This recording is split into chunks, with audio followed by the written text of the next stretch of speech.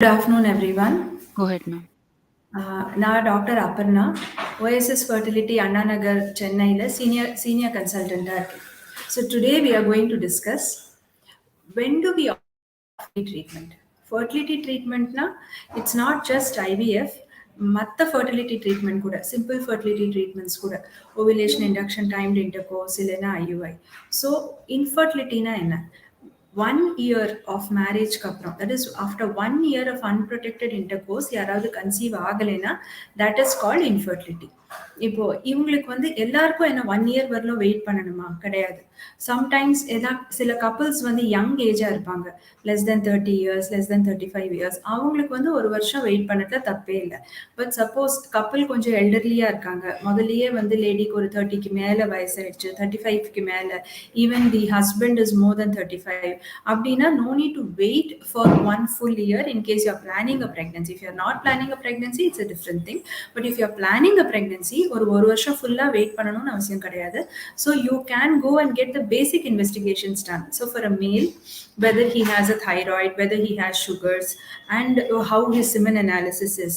Semen analysis வந்து it's a very very simple test. Sometimes couples அவங்க நம்ம கிட்ட வராங்க, they will be married for just 2 years 3 years, but ஒரு basic investigations கூட அவங்களுக்கு பண்ணணுங்கிற awareness இருக்காது.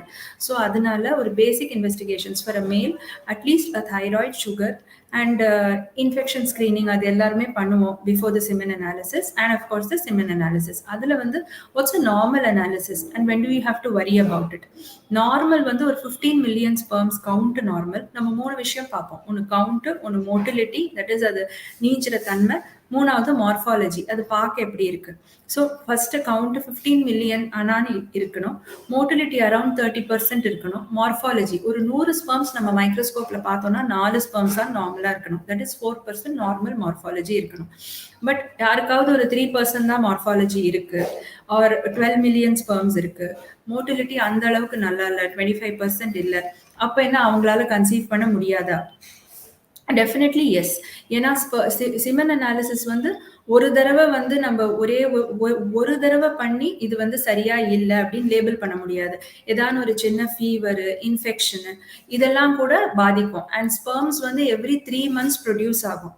அதனால ஒரு தடவை இந்த மாதிரி ஏதாவது வந்துச்சுன்னா 3 monthsக்கு அப்புறம், ஒரு 2.5 3 monthsக்கு அப்புறம் அகெயின் we can repeat. அதுலயும் அப்படி வந்ததுனால we need to go for treatment.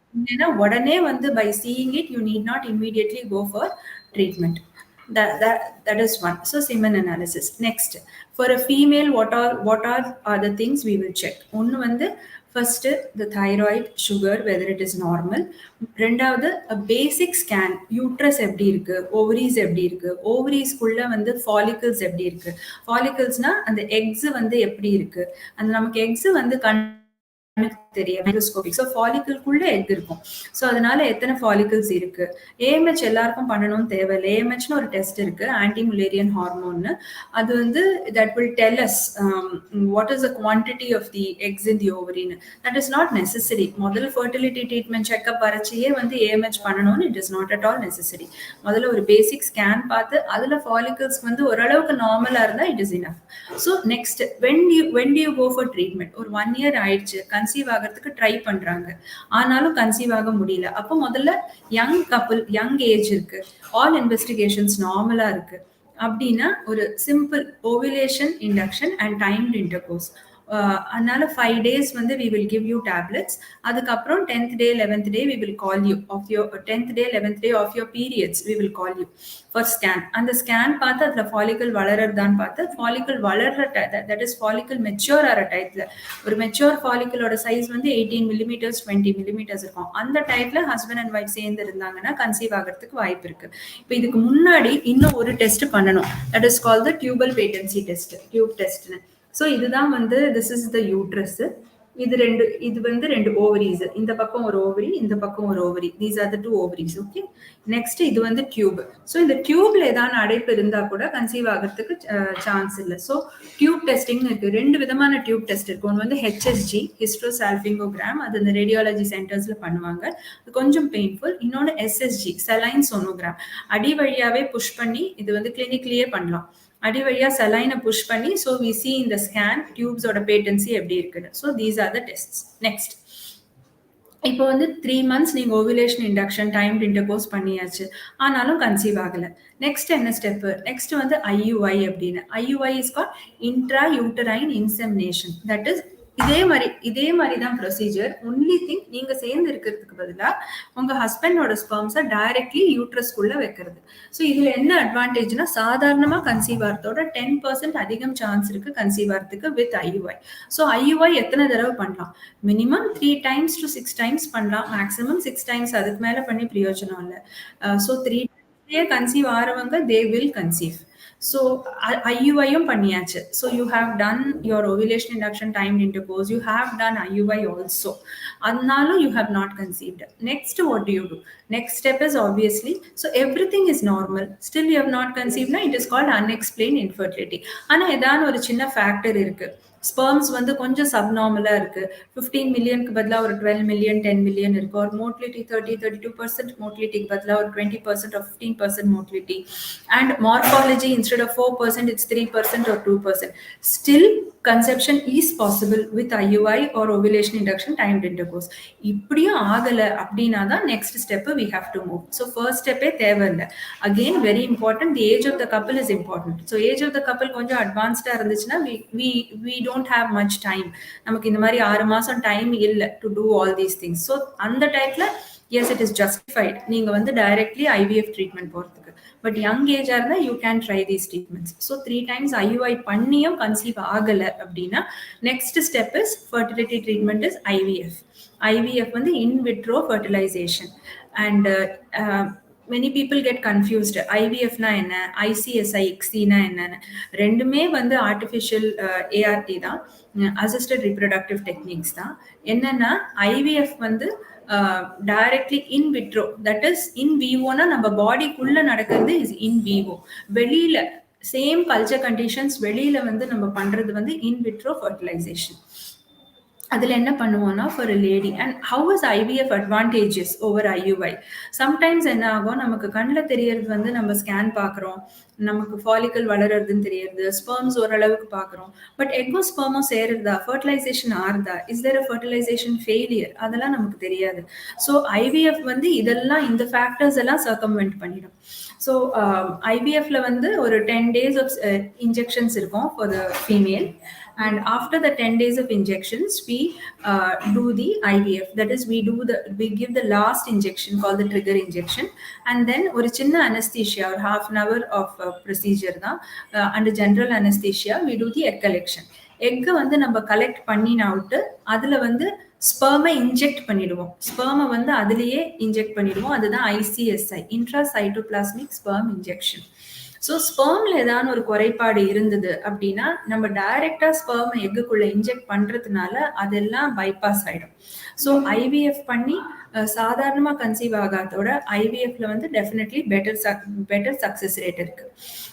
So இது வந்து பண்ணி நம்ம நெக்ஸ்ட் டே வந்து எத்தனை ஃபர்டிலைஸ் ஆயிருக்குன்னு பார்த்துட்டு ஒரு day 5 எம்ப்ரியோட டிரான்ஸ்ஃபர் பண்ணுவோம். இதர் day 5 எம்ப்ரியோவை ஃப்ரீஸ் பண்ணி வச்சிருவோம், அதுக்கப்புறம் டிரான்ஸ்ஃபர் பண்ணுவோம் after a month. That is called frozen embryo transfer. இல்லைன்னா நம்ம வந்து டைரக்ட்லி எக் கலெக்ஷன் முடிஞ்சு 5வது நாளே டிரான்ஸ்ஃபர் பண்றது பேரு ஃப்ரெஷ் எம்ப்ரியோ டிரான்ஸ்ஃபர். யாருக்கு ஃப்ரெஷ் எம்ப்ரியோ டிரான்ஸ்ஃபர் பண்ணணும், யாருக்கு ஃப்ரோசன் எம்ப்ரியோ டிரான்ஸ்ஃபர் பண்ணணும், this varies from patient to patient. இப்போ ஒரு ஐவிஎஃப்ல வந்து எல்லாரும் என்ன ஐவிஎஃப் போடுமா ஃபர்டிலிட்டி ட்ரீட்மெண்ட்ல? Definitely not. But elderly couple, திருப்பி நான் சொன்னதே தான் சொல்றேன், எல்டர்லி கப்பிள் அவங்களுக்கு வந்து ஒரு ஏஎம்ஹெச்னு ஒரு வேல்யூ பார்ப்போம். அது வந்து ரொம்ப கம்மியா இருக்கு, ஆனாலும் அவங்க வந்து ஐயுஐ ட்ரீட்மெண்ட்லாம் ட்ரை பண்ணியிருக்காங்க, ஏஎம்ஹெச் கொஞ்சம் கம்மியா இருக்கு, அதுலயும் அவங்களால வந்து கன்சீவ் பண்ண முடியல அப்படின்னா டெஃபினெட்லி டைம் வேஸ்ட் பண்ணக்கூடாது, ஐவிஎஃப்க்கு போகணும். ஸோ இப்போ ஏஎம்ஹெச் வந்து வாட் இஸ் ஏஎம்ஹெச்? அது ரொம்ப இம்பார்ட்டன்ட். ஏஎம்ஹெச் வந்து ஆன்டி முலேரியன் ஹார்மோன் அப்படின்னு நமக்கு வந்து அந்த எக்கு வந்து ஃபாலிக்கல்ல எத்தனை எக் இருக்கு அப்படின்னு சொல்றது. சப்போஸ் ஒரு 25 ஒரு 30 year old லேடி இருக்காங்க, அவங்களோட ஒரு நார்மல் ஏஎம்ஹெச் 2.5 3 அந்த மாதிரி இருக்கலாம். ஏஎம்ஹெச் யாருக்கு அதிகமா இருக்கும்? இந்த பாலிசிஸ்டிக் ஓவரீஸ்ன்னு சொல்றோம். நீர்க்கட்டி இருக்கு கருமுட்டப்பையில. அவங்களுக்கு ஏஎம்ஹெச் அதிகமா இருக்கும். இன்னொன்னு வந்து ஏஎம்ஹெச் கம்மியா இருக்கிறவங்க யாரு? Diminished ovarian reserve. ஓவரீஸ்ல ஃபாலிகல்ஸ் கம்மியா இருக்கு. இவங்களுக்கு ஏஎம்ஹெச் கம்மியா இருக்கும். ஏஎம்ஹெச் வந்து சில பேருக்கு 0.6, 0.7 இந்த மாரிலாம் இருக்கும். இவங்க எல்லாரும் என்ன ஐவிஎஃப்க்கு தான் போணுமா? நோ. இவங்களும் ஐயுஐ ட்ரை பண்ணலாம். But time is a factor. ஒரு தடவை ட்ரை பண்ணலாம். மேக்ஸிமம் 3 டைம்ஸ் ட்ரை பண்ணலாம். அவங்களுக்கு கம்மி ஏஜ் இருக்கு. 30க்குள்ள இருக்கு. 27, 28 தான் இருக்கு ஏஜ் அப்படின்னா 3 டைம்ஸ் அவங்க ட்ரை பண்ணலாம். அதுல அவங்க கன்சீவ் ஆகல அப்படின்னா அப்போ ஐவிஎஃப்க்கு தான் போகணும். ஏஎம்ஹெச் வந்து வெறும் ஓவரியில வந்து எக் எவ்வளோ இருக்கு குவான்டிட்டி தான் சொல்றதே தவிர குவாலிட்டி இல்லை. எக்கோட பெஸ்ட் இண்டிகேட்டர் ஆஃப் குவாலிட்டி வந்து ஏஜ். இப்போ ஒரு 27-year-old லேடிக்கு வந்து ஏஎம்ஹெச் 0.6 இருக்கு. இது நிஜமாவே ஒரு கேஸ் நடந்தது. இன்னொரு ஒரு 38 இஸ் அவங்களுக்கு 38 இயர்ஸ். அவங்களுக்கு வந்து ஏஎம்ஹெச் 0.8 இருக்கு. இவங்களுக்கு 0.6 தான் இருக்கு. ஆனா இவங்களுக்கு 27 வயசு தான். 0.8 இருக்கு. ஆனா அவங்களுக்கு 38 வயசு. ஸோ யாருக்கு வந்து பெட்டர் குவாலிட்டி ஆஃப் எக் இருக்கும்? ஏஎம்ஹெச் கம்மிக்கும் அதுக்கும் சம்மந்தம் இல்லை. யாருக்கு 27 வயசு 27 இயர்ஸோ அவங்களுக்கு டெஃபினெட்லி எக்கோட குவாலிட்டி பெட்டர். இந்த மாதிரி ஒரு பேஷண்ட் வந்தாங்க, ஐவிஎஃப்க்குன்னு வந்தாங்க.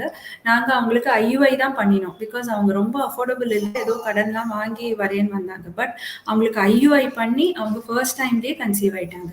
ஸோ ஏஎம்ஹெச் கம்மியாக இருந்ததுன்னா ஐவிஎஃப் பண்ணணும் தேவையில்லை. பட் டைம் வேஸ்ட் பண்ணக்கூடாது. நீங்கள் டெஃபினெட்லி ஏதாவது இன்டர்வென்ஷன் பண்ணணும். சரி நான் நேச்சுரலாகவே கன்சீவ் ஆகுவேன், நான் பார்க்குறேன் அப்படின்னு பார்த்தீங்கன்னா இருக்கிற ஏஎம்ஹெச்சும் கம்மியாயிடும். அப்புறம் வேற வேற விதமாக ட்ரீட்மெண்ட் பண்ண வேண்டியிருக்கும். அப்புறம் டோனர் எக்கு அந்த மாதிரி போக வேண்டியிருக்கும். So if the AMH is less, don't waste time, opt for treatment immediately. சி ஒரு 3 தடவை ஐயுஐல ஆறுதானே, இல்லைன்னா you have to go for IVF. இன்னொன்று, இப்போ கொஞ்சம் அட்வான்ஸ் ஸ்டேஜ் கப்புள்ஸ் வராங்க, ஒரு 35 இயர்ஸ். இப்போ வந்து நிறைய பேர் போஸ்ட்போன் பண்ணுறாங்க பிகாஸ் ஆஃப் தேர் கெரியர்ஸ். அப்போ ஒரு 35 இயர்ஸ் அவங்களுக்கு ஆயிடுச்சு. Husband is suppose 35, wife is also 34, 35 years. அவங்களுக்கும் வந்து yes, you have to tell them இந்த மாதிரி because of your age you cannot wait long. ஒரு 3 times you can try IUI. அது நெகட்டிவாக இருந்துச்சு அப்படின்னா better to go for IVF. So these are the various factors. See, there is no one regimen for anyone. எல்லாருக்கும் வந்து depending on their age, their investigations, அவங்களுக்கு எப்படி இருக்கு, அவங்களோட ஸ்கேன் எப்படி இருக்கு, அவங்க சிமென் அனாலிசிஸ் எப்படி இருக்கு, அவங்க பிளட் டெஸ்ட் எப்படி இருக்கு, it depends on all this. இன்னொன்று, next is another basic thing is weight. ஒன்று, weight reduction is very important. Because weight அதிகமாக இருந்ததுன்னா எக் குவாலிட்டி, ஸ்பெர்ம் குவாலிட்டி ரெண்டுமே கம்மியாகும். அண்ட் வெயிட் கம்மியாச்சுன்னா திஸ் இஸ் ரிவர்சிபிள். இந்த கம்மியானது it will definitely the egg குவாலிட்டியும் இம்ப்ரூவ் ஆகும், ஸ்பெர்ம் குவாலிட்டியும் இம்ப்ரூவ் ஆகும். இன்ஃபேக்ட் எல்லாருக்கும் வந்து ஒரு BMI, ideal BMI is less than 25. பட் இந்த மாதிரி ஐடியல் பிஎம்ஐ எல்லாருக்கும் வராது. But at least keep your BMI இந்த ஓவர் வெயிட் ரீஜன். ஒரு 25 to 30க்குள்ளேயான் பிஎம்ஐ வச்சுக்கோங்க. ரொம்ப மார்பிட் ஒபேசிட்டி, பிஎம்ஐ மோர் தென் 40 அப்படின்னா the egg quality or the sperm quality definitely affect ஆகும். And egg quality, sperm quality நல்லா இருந்தால் தான் நம்ம வந்து ஐயுஐ பண்ணாலும் சரி, ஐவிஎஃப் பண்ணாலும் சரி, நல்ல எம்ப்ரியோஸ் வரும். நல்ல எம்ப்ரியோஸ் வந்தால் தான் ப்ரெக்னன்சி நல்லபடியாக வரும். ஸோ முதல்லயே வந்து எக் குவாலிட்டி, ஸ்பெர்ம் குவாலிட்டி சரியா இல்லை அப்படின்னா டெஃபினெட்லி ப்ரெக்னன்சியோட சான்சஸ் கம்மி. So wait reduction is very very important. Don't think உங்களால் வெயிட் லூஸ் பண்ண முடியல, எத்தனை ட்ரை பண்ணாலும் முடியல, அந்த மாதிரி ட்ரை பண்ணாதீங்க. Any small amount of weight loss is very very appreciated and it helps. ஒரு 90 kg இருக்காங்க, அவங்க வந்து ஒரு 5% வெயிட் குறைக்கிறாங்க. 5% இஸ் வாட் 4.5 kgs. அதுவும் ஹெல்ப் பண்ணும்.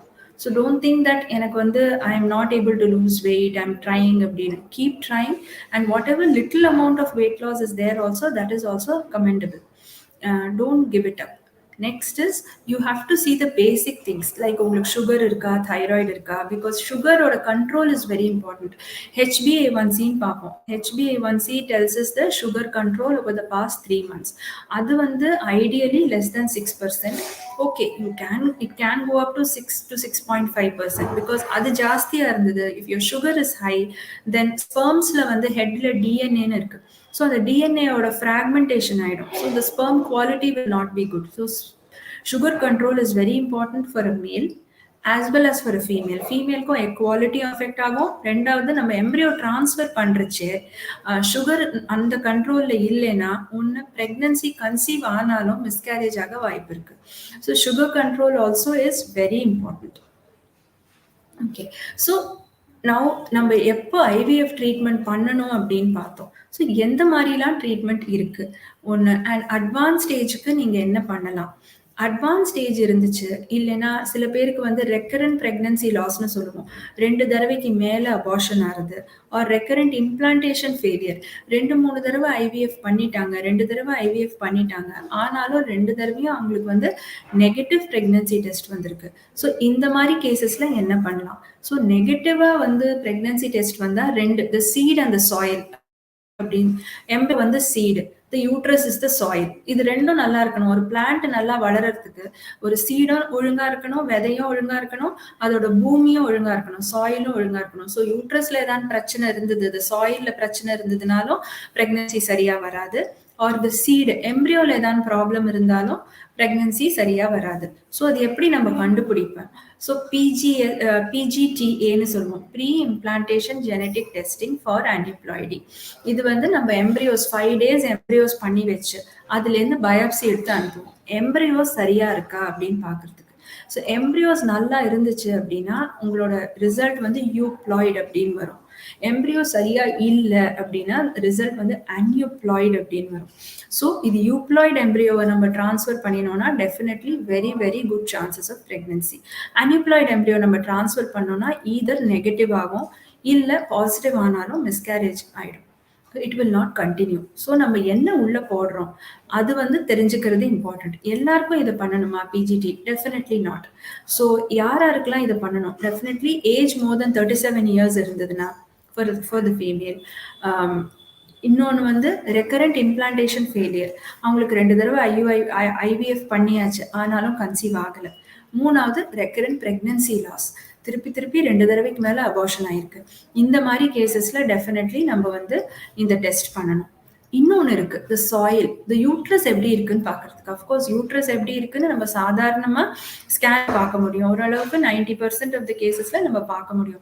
சில சமயம் யூட்ரஸ்ல ஏதாவது ஒரு growth இருக்கும், ஒரு ஃபைப்ராய்டு இருக்கும். ஃபைப்ராய்டு வந்து ஒரு பினைன் growth தான், எந்த கஷ்டமும் கொடுக்காது. சில பேருக்கு சில சமயம் ப்ளீடிங் அதிகமாக இருக்கலாம், பீரியட்ஸ் போது பெயின் அதிகமாக இருக்கலாம். ஸோ ஐடியலி கைட்லைன்ஸ் என்ன சொல்றதுன்னா, ஃபைப்ராய்ட்ஸ் எந்த சிம்டமும் தரலைன்னா அந்த ஃபைப்ராய்ட்ஸை எதுவும் பண்ண வேண்டாம். பட் ஃபர்டிலிட்டியில வேற என்ன பண்ணலாம்? ஃபர்டிலிட்டியில உங்களுக்கு வேற எந்த கஷ்டமும் இல்லை, உங்களுக்கு பீரியட்ஸ் போது எந்த ப்ளீடிங்கும் இல்லை, பெயினும் இல்லை, எதுவுமே இல்லை. பட் ஃபர்டிலிட்டியில அது எப்படி அஃபெக்ட் பண்ணும்? ஒரு ஃபைப்ராய்டு இருந்துச்சு அப்படின்னா அது வந்து கேவிட்டியை டிஸ்டார்ட் பண்றதா இல்லையான்னு நாங்கள் பார்ப்போம். ஸோ இதுதான் யூட்ரஸ். இந்த ஃபைப்ராய்டு இங்கே இருக்கு, ஃபைப்ராய்டு எங்கேயோ வெளியில இருக்கு. ஸோ அது வெளியில இங்கே பக்கத்துல வெளியில இருக்கு, சப் சீரியஸ்னு. அது எதுவுமே உங்களுக்கு கஷ்டம் கொடுக்காது, ஃபர்டிலிட்டிலையும் எந்த ஒரு ப்ராப்ளமும் பண்ணாது. பட் அந்த ஃபைப்ராய்டு இந்த கேவிட்டிக்குள்ள இருக்கு, நம்ம எங்க எம்ப்ரியோஸ் வைக்க போறோமோ அங்க இருக்கு. இல்லைன்னா இந்த மசில்ல இருக்கு ஆனா இந்த கேவிட்டிக்குள்ள ப்ரொட்ரூட் ஆகுது அப்படின்னா அது it is distorting the cavity ன்னு அர்த்தம். ஸோ அந்த மாதிரி கேசஸ்ல we have to remove the fibroid. ஏன்னா அது இருந்துச்சு அப்படின்னா அது வந்து பிரெக்னன்சியை ஒட்ட விடாது. it will not allow the pregnancy to implant. ஏன்னா certain chemicals secrete பண்ணும் which will not allow the pregnancy to implant. So definitely அந்த மாதிரி கேசஸ்ல we will have to remove the fibroid. இன்னொன்று, சின்ன endometriosis இருக்கும், அந்த மியூக்கோசா தான் எண்டோமெட்ரியோலோட மியூக்கோசா தான் ஒரு பாலிப் மாதிரி க்ரோ ஆகும். இங்க ஒரு எண்டோமெட்ரியம்குள்ள அது இருக்கலாம், அது கீழே இருக்கலாம். சோ அந்த மாதிரி பாலிப்போட சைஸும் பார்க்கணும். ரொம்ப 5 millimeters இருந்தது அப்படின்னா, more than 5 millimeters அப்படின்னா we have to remove the polyp. அப்பதான் வந்து பிரெக்னன்சி வரும். ஸோ இதெல்லாம் நமக்கு எப்படி தெரியும்? ஃபைப்ராய்டு, பாலிப் எல்லாமே நமக்கு ஸ்கேன்லயே தெரிஞ்சிடும். ஸோ இந்த மாதிரி பாலிப்போ ஃபைப்ராய்டோ இருந்ததுன்னா நம்ம எப்படி ரிமூவ் பண்ணணும்? ஃபைப்ராய்டு இதர் லேப்ரோஸ்கோபி வழியா ரிமூவ் பண்ணணும், ஆர் கேவிட்டிக்குள்ள இருந்ததுன்னா ஹிஸ்டோஸ்கோபி அடி வழியா ஒரு ஸ்கோப் புஷ் பண்ணி under hysteroscopy we have to remove. Polyp எப்படி ரிமூவ் பண்ண? பாலிப்போ நம்ம ஹிஸ்டோஸ்கோபி வழியா தான் ரிமூவ் பண்ணணும். எல்லாருக்கும் ஹிஸ்டோஸ்கோபி பண்ணணும் தேவையில்லை. யாருக்கான இந்த மாதிரி ஏதாவது ஒரு பெத்தாலஜி நம்ம கண்டுபிடிச்சோம் அப்படின்னா நம்ம இது எல்லாத்தையும் ரிமூவ் பண்ணணும். இது இன்னொன்னு, யூட்ரஸ் நல்லா இருக்கு, எந்த ஒரு பிரச்சனையும் இல்லை, எம்ப்ரியோஸும் நல்லா இருக்கு. பட் ஆனாலும் இம்ப்ளான்ட் ஆகலை, ரெக்கரண்ட் இம்ப்ளான்டேஷன் ஃபெயிலியர். அப்போ நம்ம எரான்னு ஒரு டெஸ்ட் பண்ணுவோம், endometrial receptivity array. That is நம்ம எப்போ அந்த எம்ப்ரியோஸை வைக்கிறோமோ அப்போ அதில் யூட்ரஸில் அந்த எண்டோமெட்ரியமில் ஒரு சர்டன் ஜீன்ஸ் இருக்கும், அது ரிசெப்டிவாக இருக்கா இல்லையான்னு பார்க்கறதுக்கு. இதுவும் யாருக்கான ரெக்கரண்ட் இம்ப்ளான்டேஷன் ஃபெயிலியர் இருந்தால் தான் எரா பண்ணணும். யாருக்கான அபார்ஷன் ஆயிருக்கு அப்படின்னா அவங்களுக்கு வந்து இம்ப்ளான்ட் ஆயிருக்கு ஆனால் ப்ரெக்னன்சி கண்டினியூ ஆகலை. ஸோ அது வந்து it's not because of the gene problem. அதனால அவங்களுக்கு தேவையில்லை. திருப்பி திருப்பி ஐவிஎஃப் பண்ணி நெகட்டிவ் ஆகிறவங்களுக்கு தான் வந்து we have to do an ERA. So these are the things in a nutshell what we will generally do for fertility treatment. So first, to summarize, young couple married just 1 year, அவங்க conceive ஆகணும்னா simple treatment, scans, do the blood investigations like thyroid, sugar, weight reduction and diet. Better to follow a healthy diet, fresh food, vegetarian diet, because a diet rich in fresh fruits and vegetables is better for fertility than a diet rich in meat, fatty foods, etc. Then do the basic investigations, thyroid and sugars, and for a male semen analysis, for a female scan. Do ovulation induction and follicular monitoring, simple 5 days of tablets, and call the patient for scan and see the scan. And then ask them to have timed intercourse. There is a good chance of conception. And we have to do the tubal testing also. Tube சரியா இருக்கா இல்லையான்னு பார்க்கறதுக்கு. Okay, they have done this for 3 months, still not conceived, they can go for an IUI. IUI is intrauterine insemination. Same thing, husband's sperm semen is kept into the uterus so that there is a better chance of conception. This also we can do 3 times, maximum 6 times, but usually average 3 times. Then next, idliya agala appadina, then we go for IVF. But elderly couple or couple who have already tried these things outside, then in that case directly IVF. IVF la vandu what does it involve? Same thing, you do the scans, you see how the uterus is, then 10 days of injection, then do the procedure of egg pickup வந்து பண்ணிட்டு under anesthesia, half an hour procedure under anesthesia. Then we do the XC. அதுக்கப்புறம் embryos ready ஆனவுட்டு அதுக்கப்புறம் நம்ம transfer பண்ணுவோம், இது fresh transfer R frozen transfer depending on the patient. And யாருக்கு இன்னும் elderly couple R ஏதான previous history like recurrent abortion or recurrent implantation failure, in the mari cases or we do a test called PGTA, pre-implantation genetic testing for aneuploidy. So these are the things we would do. And most important in fertility treatment enna, don't waste time. இப்போ எங்களுக்கு சில patients வராங்க, they come from abroad and other countries. அவங்கெல்லாம் வந்து பாவம், they have like married for 7 years 8 years, but ஆனாலும் அவங்க maybe they have just done ஒரு ஐயுஐ 2 ஐயுஐ இவ்வளோதான் பண்ணியிருக்காங்க. கொஞ்சம் less developed countries than ours அந்த மாதிரிலாம் இருந்தால் ஒரு ஒரு ஐயுஐ 2 ஐயுஐ இந்த மாதிரி தான் பண்ணியிருக்காங்க. அதுக்குள்ளே என்ன ஆகுது, அவங்களுக்கு ஏஜ் ஜாஸ்தி ஆகிடுறது, ஒரு 30s வந்துடுறாங்க, 35 years 36 years, ஒரு 7 8 years மேரிடு. அப்போ அவங்க ஏஎம்ஹெச் ரொம்ப கம்மியாயிடுறது. ஸோ அவங்களால வந்து ஏதான ஒரு ஐவிஎஃப் ட்ரீட்மெண்ட் பண்ணணும்னா கூட அந்த சக்ஸஸ் ரேட்டு அந்த அளவுக்கு குறைஞ்சிடுறது. ஸோ டைம் வேஸ்ட் பண்ணக்கூடாது. உங்களுக்கு வந்து நீங்கள் எப்போ டிசைட் பண்ணுறீங்களோ நீங்கள் வந்து ஃபேமிலி ஸ்டார்ட் பண்ணணும், ப்ரெக்னென்ட் ஆகணும்னு, definitely you should go in the right direction. தானே கன்சீவ் ஆகலாம் அப்படின்னு we should not keep waiting. ஏன்னா sometimes we may lose the race. AMH ரொம்ப கம்மியாயிடும், ஒரு ஸ்பெர்மோட குவாலிட்டி ரொம்ப கம்மியாயிடும், ஒரு வேறு ஏதாவது ப்ராப்ளம், யூட்ரஸில் ஏதாவது ப்ராப்ளம் வரும்.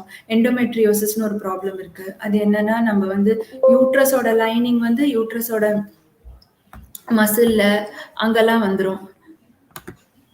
அந்த மாதிரிலாம் இருந்ததுன்னா யூட்ரஸ் மசில்ல ஒரு ஓவரிஸில் அந்த மாதிரி இருந்ததுன்னா ஓவரியோட ரிசர்வ் குறைஞ்சிரும், ஏஎம்ஹெச் குறைஞ்சிரும். ஸோ மோஸ்ட் இம்பார்ட்டன்ட் ஃபர்டிலிட்டி ட்ரீட்மெண்ட்டில் என்னென்னா, don't waste time, do the intervention as early as possible. It could be a simple intervention or it could be an advanced treatment like IVF.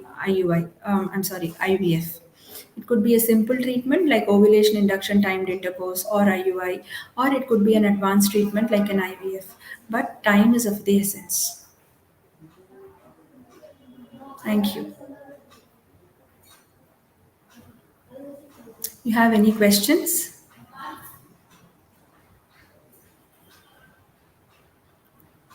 Yeah, when should you start taking fertility treatment? Yeah, when you have tried ordinary, I mean timed intercourse, and then still you're not conceiving, maybe after 6 months or 1 year of marriage, then it's better to just start with doing the basic investigations, and if they are normal, you can continue doing your timed intercourse. If not, if something is amiss, if something is abnormal, then better to start taking fertility treatment, not to waste time. What age is IVF most successful? Okay, see, it varies from patient to patient.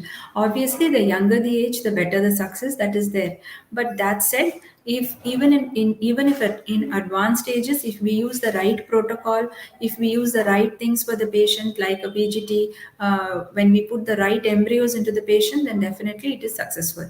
And any IVF treatment is successful if the patient conceives, right? So to make the patient conceive, also say if for example, we had a couple, both of them are 37 years of age, and the lady's AMH was little less, it was less than 1, but we did an IVF for her, and we retrieved around 4 eggs for her, out of which only 2 were mature, and these 2 mature eggs gave us 2 blasts, and they were both, the blasts looked very good, but we still did a PGT for them, out of which one was euploid, one was aneuploid. So the aneuploid, obviously we could not transfer, the euploid we transferred, and she became positive. So it depends on the patient, it varies from patient to patient. The lesser the age, the better the success. But having said that, if we use advanced treatments for these patients like PGT, etc., then definitely the success rate is improved a lot. What are the disadvantages? Of course, the side effects are there for the medicines, the hormonal injections, but it is nothing serious. Just little bit of sluggishness will be there, some pain will be there in the injection site, some redness will be there, that's all. And இப்போ வந்து nowadays the protocols are so advanced that we don't have we have very very few complications like ovarian hyperstimulation syndrome, etc. Olden days, and with those protocols we were having these issues, but nowadays with advanced protocols and with good monitoring, the disadvantages are almost nil. I mean, the side effects are almost nil, and it's a very, very safe procedure, and it's a daycare procedure. You come in the morning, you go back by afternoon or evening.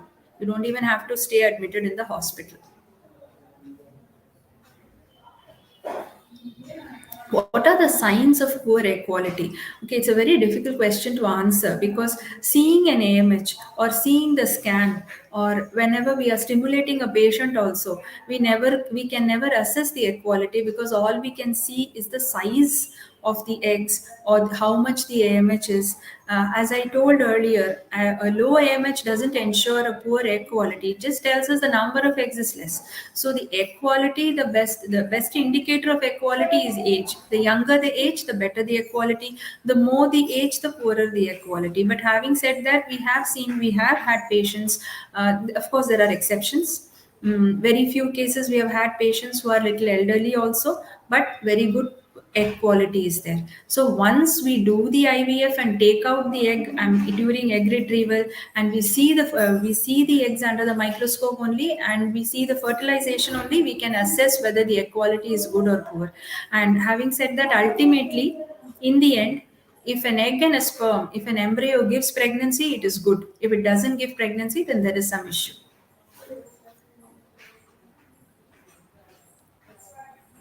How many fertile years do I have left? May I know your age, please?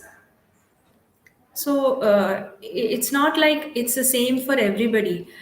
Sometimes somebody can be 35, 36 also, and still their egg will be good. Their AMH will be good, the number of eggs will be good, even the quality may be good by God's grace. But sometimes even a younger patient, like say 20, 24, 25, or within 30 or early 30s also, the quality may be poor. So it doesn't depend on it, it's not like every person will have a fixed number of fertile years left. It varies from a person, it varies from person to person.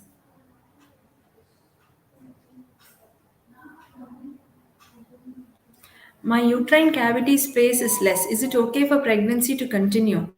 Um, uh, your uterine cavity space is less. I do not know in what context you are saying that.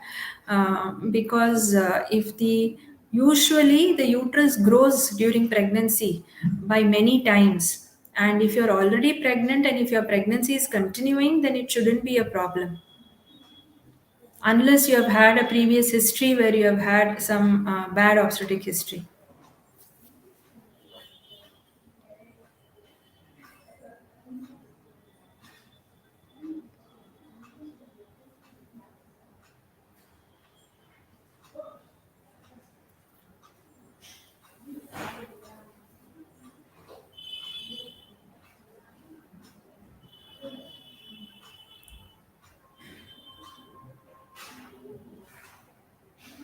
Thank you.